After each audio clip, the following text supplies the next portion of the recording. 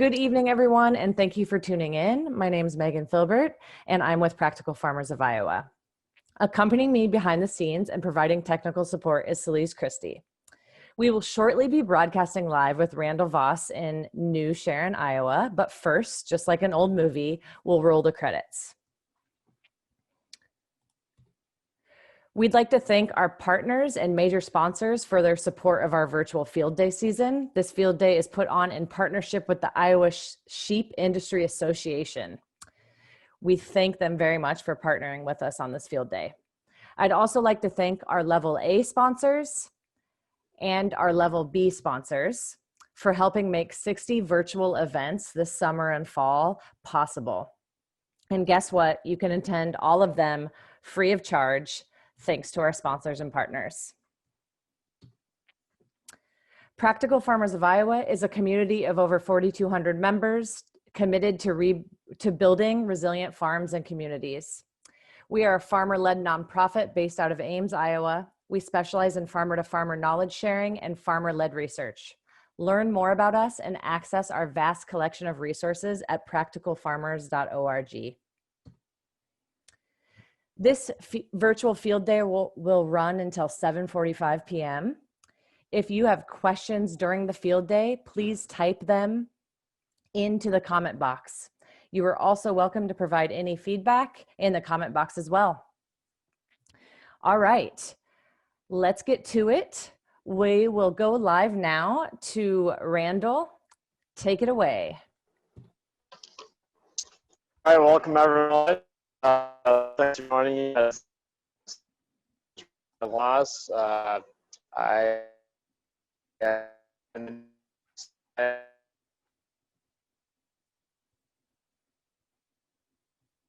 And I think we lost him. Okay, he is back.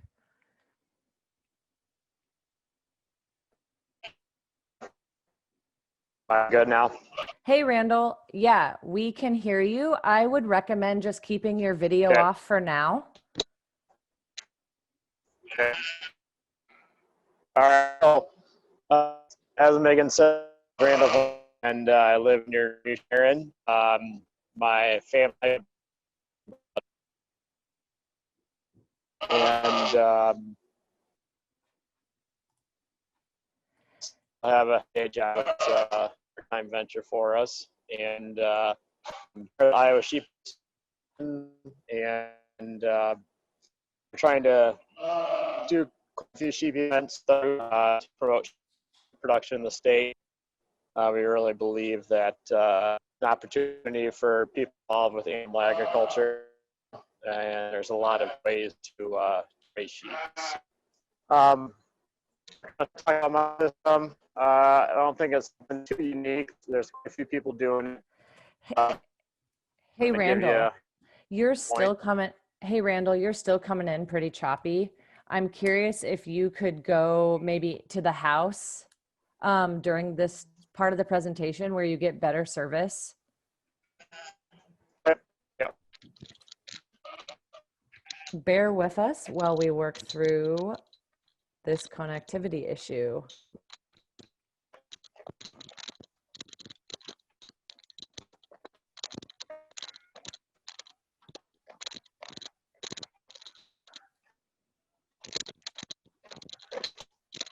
How's it now? A little bit better. Talk a little bit and I will.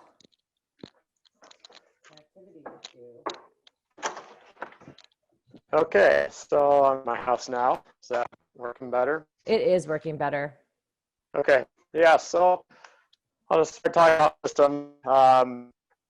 Really, there are people doing this type of production system, and really, accelerated lambing is what I do. I'm just lamb in the fall. I lamb 3 times a year.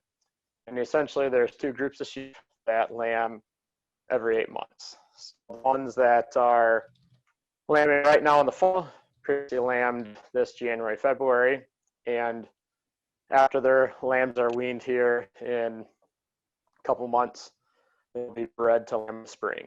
And so it's an 8-month cycle. You essentially have 2 months to sheep. And the fall lambing, which you're going to see today, is the one where I had the fewest numbers of you that conceive. It's looking pretty good this year. So not all sheep will conceive and bear lambs in the fall, and those that don't get kicked into the winter group again. So any of the ewes that are in the group we're going to look at today will be bred for the winter so that they don't miss out on a lambing group. So again, why do this type of system? A lot of it is labor. For me, for a lot of people raising sheep, we have other jobs. Some of us also do some row cropping on the side, and it's really made it so that while there are definitely busy times of year, it's not all compressed into one time frame. My situation, I have pasture, just not a huge amount, and kind of pushing the production a little bit more consistently kind of fits with that, where I don't have access to large amounts of pasture. So a way to kind of adapt to that is having this type of system. And I have a lot of old buildings, and you see a lot of older buildings kind of sitting around in rural Iowa that could be put into sheep production, because part of accelerated lambing does mean that you have a winter lambing period. And really, I think it works very well with moderate-sized ewes, because these ewes my ewes probably average 165 pounds, give or take. And so what that does, it gives me options to sell lambs into the light lamb market and also the traditional heavy lamb market. And a big thing for me is a risk and marketing factor.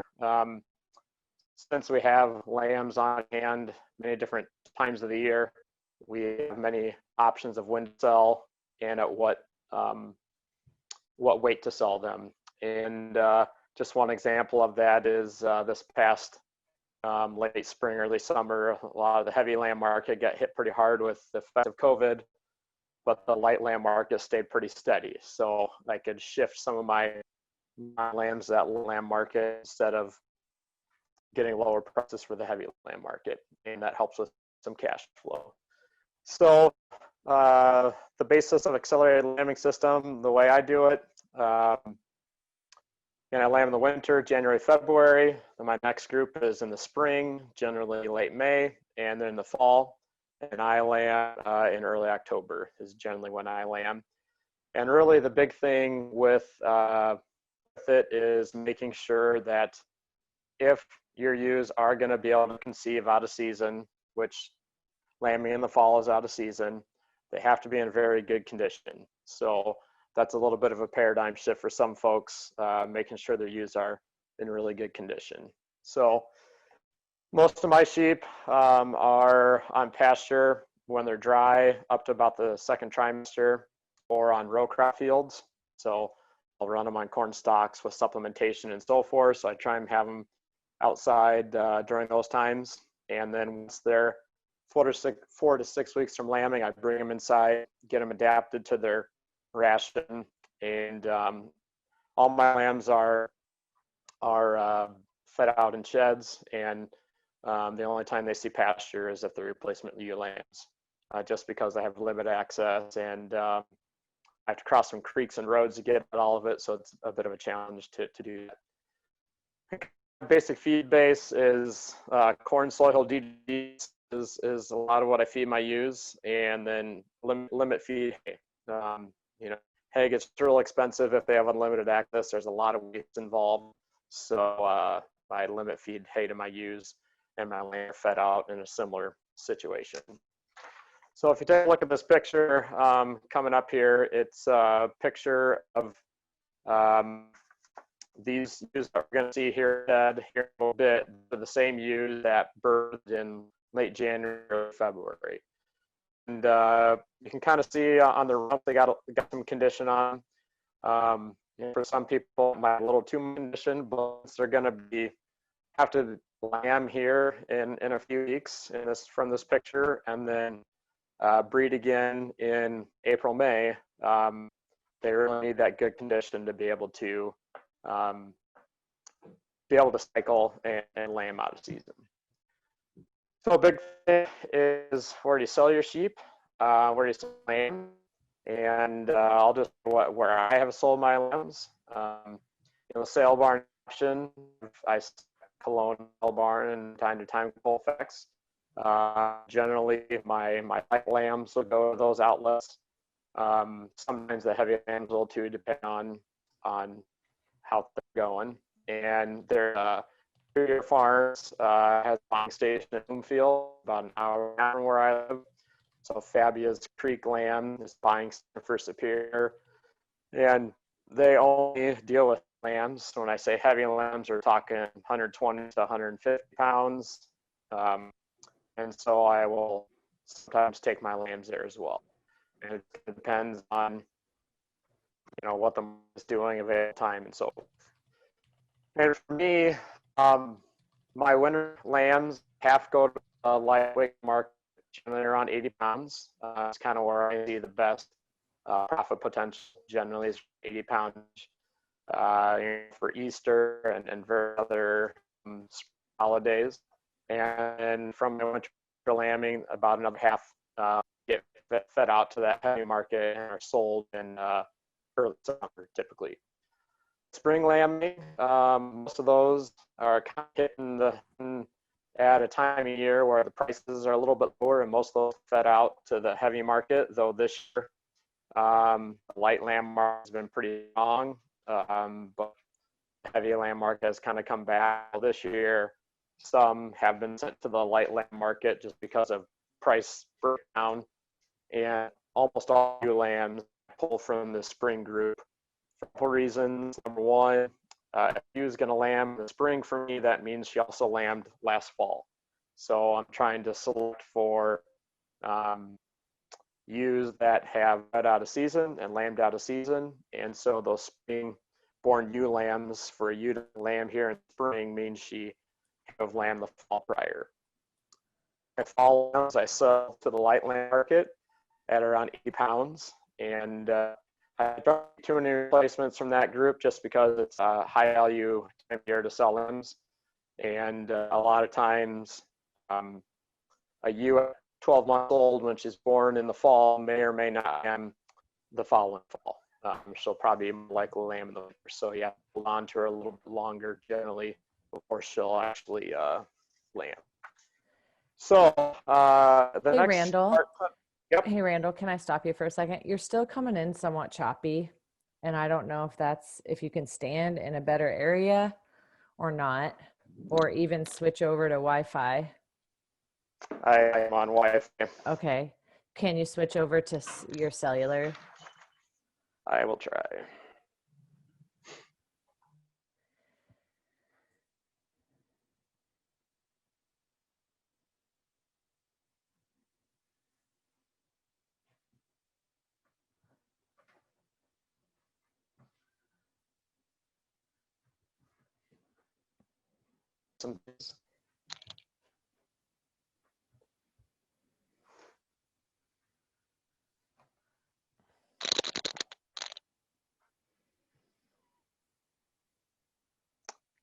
And then once you get switched over, there's a few questions for you. I am switched over. Oh, that's better.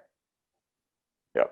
Okay, thanks. Go ahead. So a couple questions. So one from Scott, what percentage of your ewes are you able to get 3 lamb crops a year?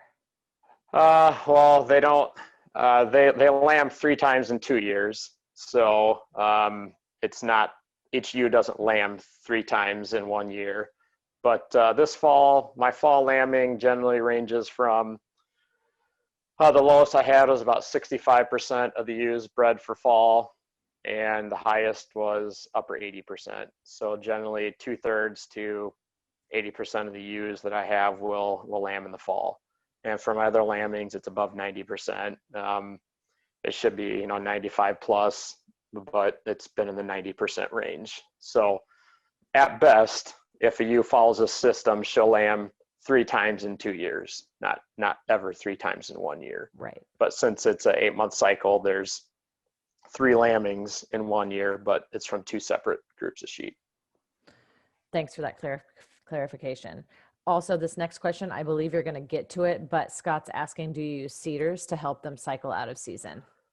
Yeah, I do not. I bought them once to trial it, and they're still sitting in a bag. But for me, my day job is I commute about an hour away, so time is a factor for me, and so I have not. I've seen kind of mixed results with whether or not it helps the cycling. It definitely will tighten your lambing group, but in terms of will it help them conceive more in the fall, some say yes, some say no, and I use lighting, which I'll get into here in a little bit, but I have not used them, and some do, some don't, and I just haven't gone that route yet. Now, someone's asking to explain, what are DDGs? Distillers grains, so it's ethanol byproduct. Dried distillers grains. Yep. Yep. What's your source for soy hulls? Wherever I can get them. I'm opportunistic. So, I mean, a lot of the feed mills, local feed mills have them, so in the past, I mixed my own feed, but I'm to the point where I need to put up a bunch of huge bulk bins to keep doing that. And when I factor my time of the tractor and the mixer and the extra storage I need, right now, it just makes sense to buy it pre-mixed from a co-op and buy the semi-load. So I buy it pre-mixed from a feed mill by the semi-load. If you're hauling out 3 ton at a time, that gets real expensive. But I'll go through a local feed mill that buys them in bulk. But I've also bought directly from a supplier too. Thank But I'm you. not loyal to any suppliers. If I can get them, I'll get them. And then last question for now is, did you mention what breed you raise? I have a Finn Dorset cross with some polypay mixed in, and I'll get into that here in a little bit too, but good question. Okay, let's go back to the presentation. Okay, so if you look at the next chart, it gives the slaughter weight, slaughter prices for heavy lambs. And if you look at this chart, this is from ASI, which is the American Sheep Industry Association group. They put out this document called the Seasonality of the U.S. lamb industry, and you can see that the price varies a lot. And for someone like me that is a fairly intensive system, we try and sell lambs when it's likely to have that high price. So my winter lambs, so born in January, February, we try and have them hit that market in early summer, so that we can get that higher price. The fall lambs, if we would feed out the fall lambs that are born here October, they'd be hitting the heavy market, April, May, which traditionally is not as good as prices. So if you look at the next slide, I'll kind of talk about why I tend to move the fall lambs to the light lamb market. So it's a little bit of a busy chart. Again, this is from that same document that I encourage you to take a look at. And this is the light lamb market. So this is 68 pounds. I tend to sell mine at 80 range, but the red line is the quantity of lambs, and the black line is the price per count weight, or 100 pounds. And so these fall lambs for me, they have a pretty decent growth rate, 2/3 of a pound a day. So when I'm lambing in October, they're hitting that lightweight lamb market in January, February, when the supply is typically low and the price is typically high.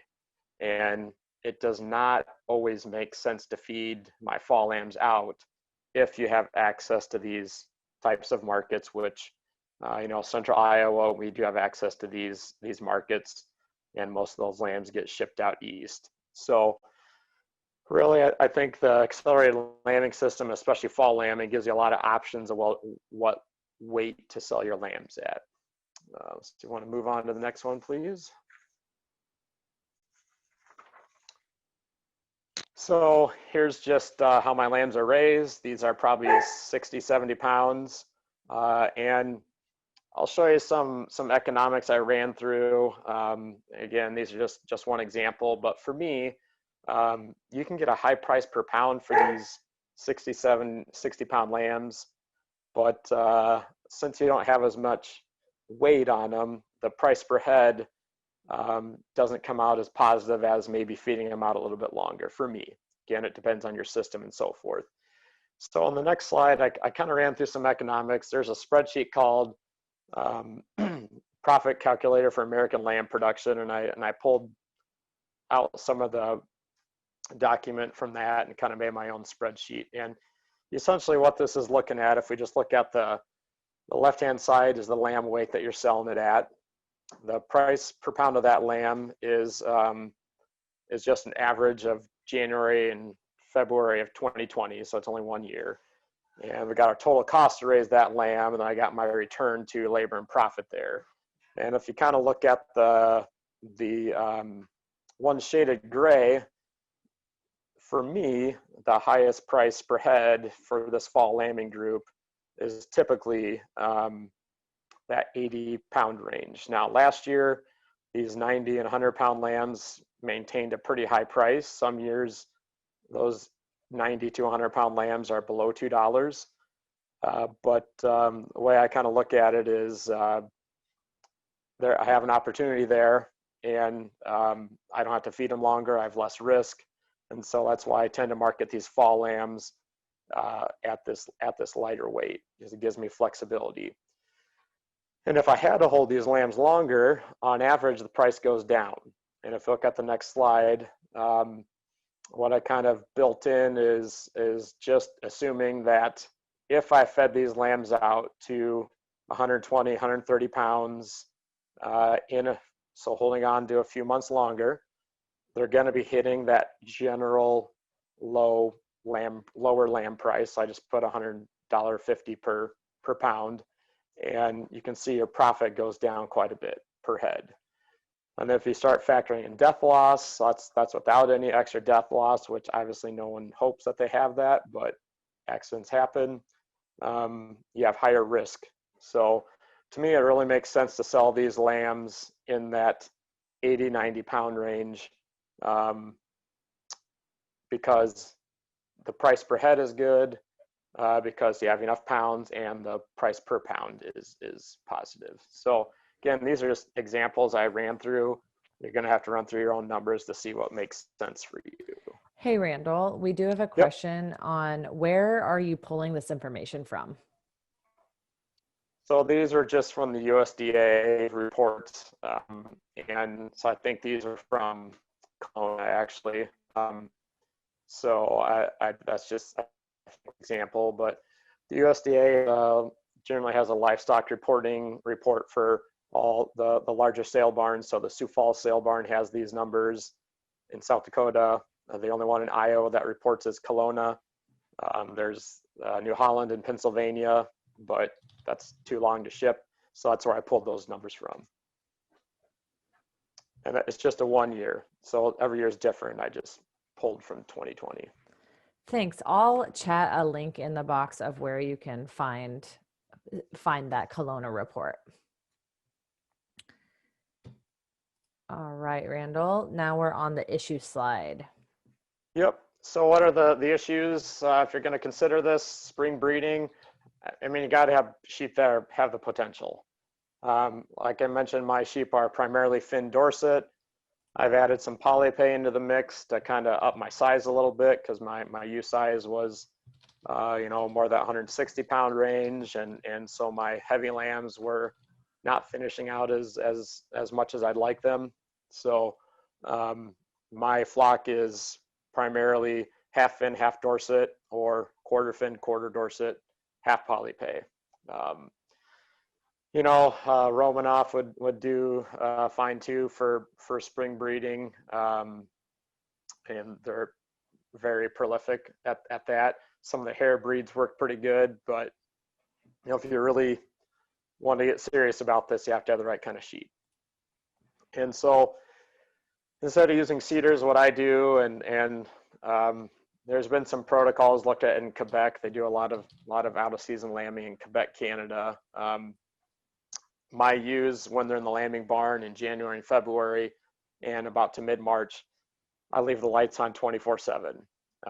It helps me to, when I go in there and check on the lambs, and there's a theory that those long days trick the sheep into thinking that the days are long. And then around March 10, 15, somewhere around there, I'll turn off the lights and run the normal day length, which then the days are short. And the theory is that, 50 to 60 days after that change, they'll be cycling. And so that's when I have my rams in there. I also use a teaser ram. Teaser ram is just a vasectomized ram. He has the hormones and all that, not castrated. And so I'll put in a teaser ram a week or two before I put in the real ram to try and tighten up the cycle too. And so those two things, or three things, having the right sheep, the lighting, the teaser ram, and making sure that they are well fed, have to be in very good condition, kind of has led to pretty good success rate in terms of percentage of sheep lambing. And if I were to guess the ewes in the shed there, I wouldn't be surprised if at least 80% will lamb this fall, which I was happy with. Key things too, if you don't have prolific sheep, don't lamb out of season, in my opinion. The lambing rate in the fall is never, the drop rate isn't as high as what it is in the spring or winter lambing. So you are gonna lower your percentage of lambs born. So if you're not starting with prolific sheep to begin with, the economics get a little tougher. Again, maybe in your situation it does. And it does take a lot of organization. You have to do things in a timely manner. You have to make sure they get dried off in time, the rams are on in time, and so forth. So you need pretty good organization. And I'll kind of give you some ideas of how I handle that. And the other challenge is, let's say I have a ewe lamb that lambed in the winter. So she lambed at 1 year old. Some of those are unlikely to lamb the next fall too. She's still growing a lot. And so expecting her to lamb in the winter, then right away next fall, is a bit of a tall task because she's still growing. And a lot of my ewe lambs give birth to twins. So they kind of lose a little condition. So out of those, I may get half of those actually lamb in the fall. So that's why I tend to keep my spring ewe lambs for replacements. So in terms of organization, if you want to go to the next slide. Randall, can I stop you for a few questions? Yep. Go for it. Okay, Thomas is asking, do you know what your feed cost on an annual basis per ewe is? I'm sure I could look it up. I have a good idea, but that's something that is tough to calculate because assigning a cost of pasture is a very challenging thing and depends on how you do your accounting. So, some people say about $100 a feed per ewe per year is what some people average. Off the top of my head, no, I don't know what mine is, but I'm sure I could look it up somewhere. But a lot of people claim it's about $100 a feed per ewe per year. Then you have facilities and all that kind of stuff. But that's the number I hear thrown out quite a bit. Another question for you. Is there any difference in lamb meat quality or taste for different breeds or preference from the market end? This person, Buddy, is saying that they raise Hamp Suffolk Cross for market. Yeah, I think it's more the buyers. It's about the condition of the sheep. That's my opinion. I'm not a lamb buyer, so I honestly couldn't tell you for sure. But the light lamb market, they're not. It's a little bit different. They're lighter lamb, an earlier growth curve lamb. So like my lambs tend to. I probably couldn't finish my lambs at 150 pounds. They would get too fat. They wouldn't. It's too much weight for them. But at 80 pounds, they're starting to kind of get thicker. So I think it's more the condition of the sheep than the breed, but that's just my opinion. I sometimes use terminal sires, sometimes not, just kind of depends. But I think that's something that's pretty open to debate. But I haven't seen an issue with, you know, white face sheep versus terminal sired sheep in terms of price, other than, you know, if they look like they're going to grade out higher percentage carcass weight or something like that. But I don't know if it's tied to breed or not. But I don't know for sure. So Randall, we have 15 minutes left. So let's get through the slides and try to go to the barn. Sounds good. Yep. So the way I kind of stay organized, I do use the shear wheel system from FarmWorks. The shear wheel comes. All my sheep have a EID tag, so I can beep the sheep, know exactly her background, enter all my data there. It helps me stay very organized. And if you got questions about that, we can address them after we kind of walk around.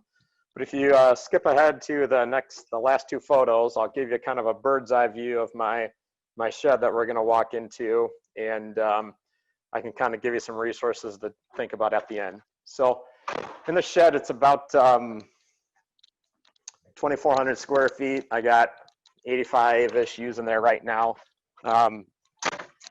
Very simple feeding system. It's just me, and very simple bunks. I just feed them once a day. That's it. I check the ewes in the morning before I leave for work. I check them when I get home, and then right before bed. And I think the key with this type of system is easy care ewes. I think I've had 25 ewes lamb in the last days. I've seen 2 ewes lamb, you know, so I've one set of lambs. So have a good feed system, and not overfeed or underfeed. That solves a lot of your problems. So if we go to the next slide, it's how I have it set up now, and then I'll go to my live camera. What I tend to do is my lambing jugs are on the left side of the photo. I got about a dozen of those. And I just kind of split the shed in a kind of a, not necessarily haphazard way, but give the sheep the ability to spread out. So if a ewe's going to lamb, hopefully she doesn't do it right next to another ewe. And then those gates all with moving sheep in and out of the jugs. And so in the far top right photo, you can see the ewes with lambs, and that's kind of what I got. So I guess we'll go live now and show you what I got out here. All right, Randall, turn your video on. There we go. We can see you. Okay. So these are the ewes that are about to lamb. So like I said, there's 85 or so. Just kind of looking at them, I think there's probably 10 that aren't going to lamb. I did not ultrasound them this year just because of time. But I shear before my winter and spring lambings. I don't always before my fall. They only have 8 months of fleece on them for one, and two, I'd have to shear them right when my job gets really busy. And so from a timing perspective, it's just kind of rough. But they stay pretty clean in here. The shed, I try and keep it as cold as possible, but just above freezing, which obviously is not a problem right now. But you know, I don't want it warm in here. My basic lambing jugs, I just took old hog gates. I got up and have my father-in-law weld them since I lack those skills. And basically, the way I feed these ewes is I got these old elevator buckets. You can buy them a buck off Craigslist, drill a couple holes in them, hook them, and so that's how I feed my grain. I hate waste. I hate wasting feed. But in the lambing jug, I do waste a little hay. I just took some old hog panels and bent them, and that's how I feed my hay. These ewes are only in these jugs for a day, maybe 2, so it's pretty minimal waste. But the cost of some of those feeders is quite high, so I tend to make my own stuff. Same thing with my feeder.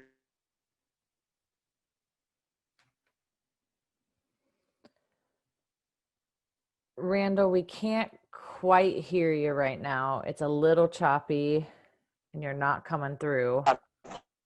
About an hour ago until tomorrow around operates above 2. probably around 2.1 ewes per lamb, which I'm actually really happy with. So it's going pretty good. These are the ewes that I took out of the jugs a couple days ago, and the jugs are the lambing pens. I do give them a little more feed because, you know, we're trying to opt a little more hay in there, but by the time I get here tomorrow morning to check for lambs, they'll probably be all gone. But you can see it's really well lit, and that helps with getting them to cycle out of season. So these are the lights that I'll keep on 24/7 in January, February, mid-March to try and get these ewes to cycle out of season. So I'll open up to any questions. I will say, if I ever need an extra feeder, these cheap culverts, it's a next good cheap extra feeder. Just cut them in half and gives me some quick extra bunk space when I need some. So Randall, the video is kind of stalled out, but we can hear you. So I think at this point, can you just go back to the house and stay on your cellular data so we can ask you questions for about 9-10 minutes? Okay. Okay.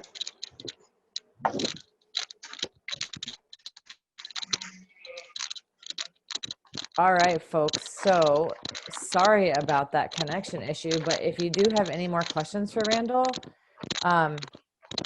he is ready to take them. So please type them in the comment box.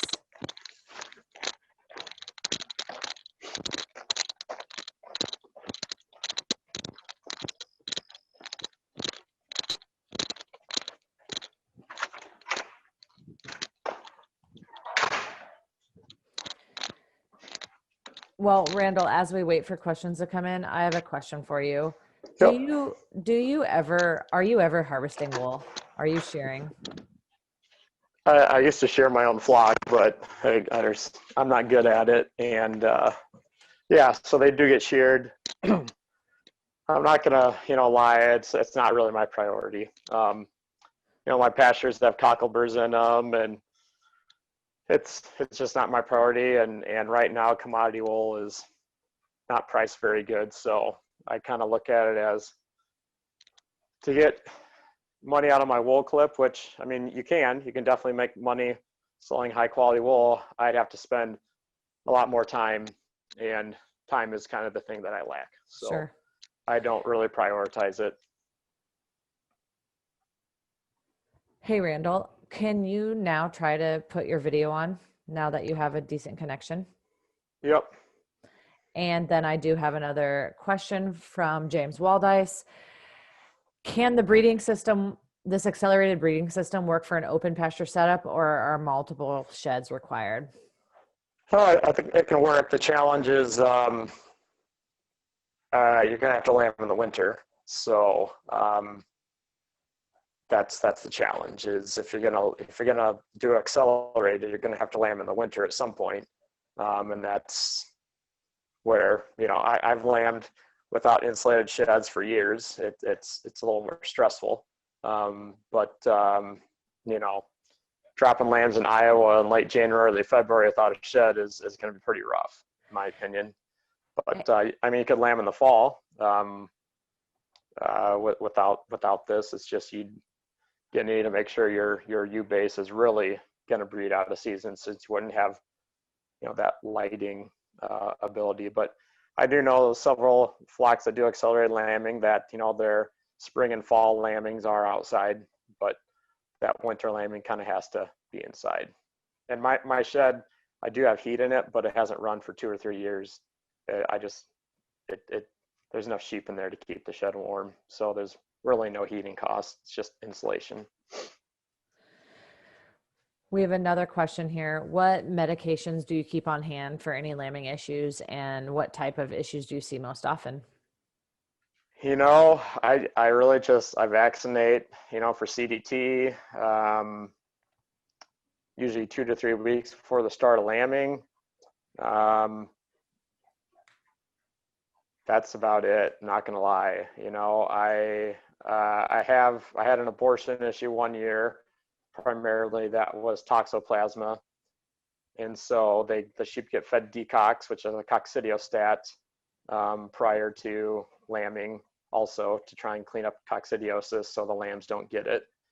But other than that, it's I don't have a lot of medical issues with lambing. It seems to go pretty smoothly if the sheep are fed right. You know, if your lambs are too big or too small, then you're going to have issues with lambing. But yeah, I'd say coccidiosis in the lambs is probably my biggest issue. What about parasites with the ewes? I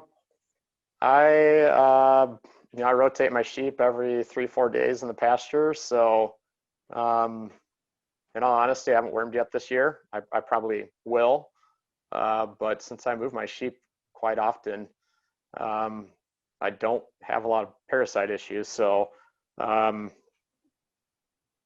probably, on average, you might get wormed once a year. But again, they're not revisiting a pasture until, for about 30 days or so. So I don't have a whole lot of worm issues. Again, not like I'm awesome. It's just since I move the sheep every 3 or 4 days, there's less chance of them, being exposed to worms that they excreted. So That's great to hear. I'm curious how you handle castration.